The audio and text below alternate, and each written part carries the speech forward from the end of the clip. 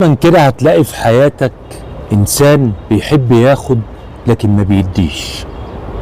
زي ما بنقولها كده، هو كشباب مع بعض، يجي شباب مثلا قاعد مع بعض يجي يقول لك ايه، يحب يشتري لكن ما يبيعش وفاكر اللي دي نصاحه. يعني مثلا لو لاقي طريق فيه خير وفي مثلا فلوس كتير، هو مش هيقدر يشيلها لوحده، هو عايز ناس تشيلها، وعارف اللي هو هيروح فيه مش هيقول لك على الطريق دوت، او النبي لو اتنططت قدامه مش هيقول لك عليه، هيفضل يروح يجيب ويحوش، وشايفك انت جعان ومش لاقي ومش هيدلك على الطريق.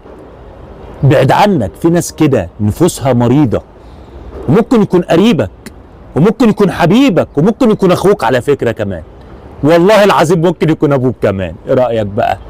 في ناس كده ما عندهاش العطاء، يحب ياخد بس لكن ما يديش.